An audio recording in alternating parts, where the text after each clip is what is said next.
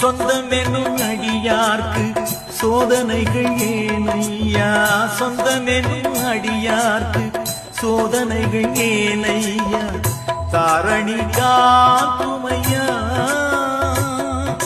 வடிவேலா சிவபாலா வழிகாட்டுவாய், எம் நிகழ்காலம் எதிர்காலம் மொழியேற்றுவாய்.